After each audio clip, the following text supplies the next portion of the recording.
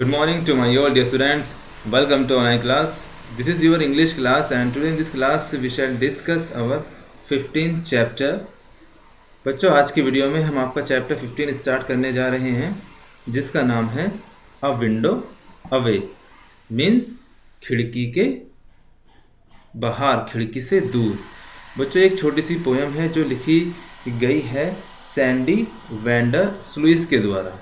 इस पोयम में कवि कहना चाहता है कि प्रकृति हमारी माँ के समान है, प्रकृति हमारी मदर है। वो प्रकृति में हमें क्या सुकून प्राप्त होता है, वो प्रकृति के अंदर हमें आनंद की प्राप्ति होती है। So now let's start the chapter. सभी बच्चे इस पोयम को ध्यान से पढ़ेंगे और समझेंगे। इसका जैसे कि इसका नाम है अ विंडो अवे यानी खिड़की के बाहर, खिड़की के दूर। लाइन टू लाइन समझेंगे इसे सभी बच्चे। I look out of my window. What do I see? A cardinal, a blue jay, and a chickadee. They sit on my feeder or in my tree. They are fun to watch and company. Means मतलब क्या है इसका? I look out of my window. जब मैं अपनी window के बाहर देखता हूँ, खिड़की के बाहर देखता हूँ, What do I see? तो मैं क्या देखता हूँ?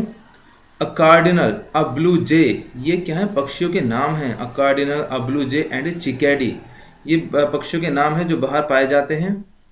ये पक्षी क्या है? They sit on my feeder, वो मेरे फीडर पर बैठे हुए हैं। फीडर का मतलब होता है कंटेनर, यानी एक जो बर्तन होता है जिसमें खाना रख देते हैं उसे फीडर कहते हैं। और इन माई ट्री, यानी या तो वो मेरे कंटेनर में बैठते हैं, उस बर्तन में बैठते हैं, या फिर पेड़ पर बैठते हैं। They are fun to watch and company, यानी उन्हें देखना एक आनंददायक है। फन का मतलब आनंद या मजा आना, कंपनी मतलब उनके साथ को देखना, उनके साथ रहना एक अपने आप में एक आनंद की अनुभूति कराता है। Now let's see the next line. Singing their pretty song, my worries and cares are gone. Humming birds enjoy my flowers, succulent nectar they love to devour. Means my worries यानी जो मेरी चिंताएं हैं। सिंगिंग देयर प्रीटी सॉन्ग्स, यानी singing their pretty songs का मतलब जब वो अपना मधुर गाना गाते हैं, पक्षी जो आवाज़ निकालते हैं, तो क्या होता है? माई वरीज, जो मेरी चिंताएं हैं, एंड केयर्स आर गॉन, यानी जो मेरी चिंताएं हैं देखभाल करने की और जो बाकी चिंताएं हैं वो सब गॉन हो जाती हैं, चली जाती हैं। हमिंग बर्ड्स का मतलब जो पक्षी आवाज़ निकालते हैं, गुनगुनाते हैं, भिन भिन की आवाज़ करते हैं। इन्जॉय माई फ्लावर्स, वो मेरे फूलों पर, जो मेरे गार्डन है बाहर, उन फूलों पर आनंद लेते हैं, आवाज़ निकालते हैं। सुकुलेंट नेक्टर दे लव टू डेव्योर, यानी उन्हें सुकुलेंट का मतलब होता है रसीले, रसीले फल, उन्हें रसीले फल खाना बहुत पसंद है। डेव्योर का मतलब होता है खाना। The chipmunk fills their cheeks with seeds that he seeks. Means the chipmunks का मतलब होता है जो एक तरह से गिलहरी की जाति के होते हैं। चिपमंक्स का मतलब गिलहरी की जाति।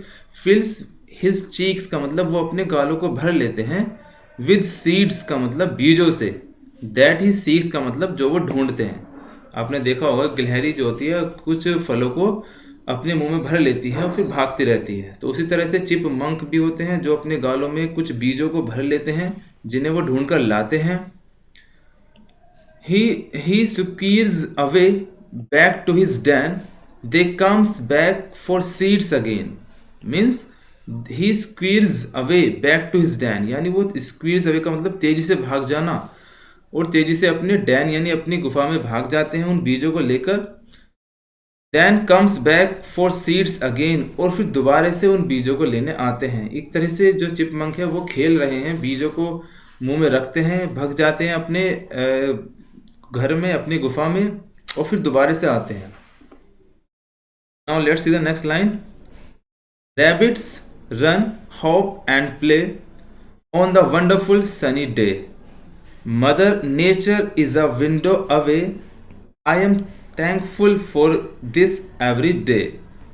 Means रैबिट्स जो खरगोश हैं वो रन मीन्स दौड़ते हैं, होप मीन्स उछलते हैं, एंड प्ले मीन्स खेलते हैं। जो खरगोश हैं वो भागते उछलते खेल रहे हैं। On the wonderful sunny day का मतलब उस शानदार दिन में, सूरज निकला हुआ है, दिन बड़ा अच्छा है, उस दिन में वो खरगोश जो है खेलते हुए बड़े अच्छे लगते हैं। मदर्स नेचर यानी जो मदर्स नेचर है, जो प्रकृति हमारी माँ है, वो इज़ अ विंडो अवे, वो मेरे से केवल एक खिड़की दूर है, यानी खिड़की के बाहर है। I am thankful for this every day, यानी मैं ईश्वर का धन्यवाद देता हूँ कि उसने मुझे ये दिन दिखाए, उसने मुझे प्रकृति में रहने का अवसर दिया, इसलिए मैं ईश्वर का धन्यवाद करता हूँ प्रत्येक दिन के लिए। तो एक इसके कवि हैं सैंडी वेंडर्स लुइस, जिन्होंने इस कविता को लिखा है। वो प्रकृति के बारे में बताया है कि प्रकृति से ही हमारा जीवन है, प्रकृति हमारी माता के समान है। तो बच्चों, आपको इस पोएम को अच्छे से पढ़ना है, इसकी रीडिंग लगानी है कई बार। इस चैप्टर के जो नोट्स हैं वो आपको अगले टर्न पर सेंड कर दिए जाएंगे। That's all and thank you.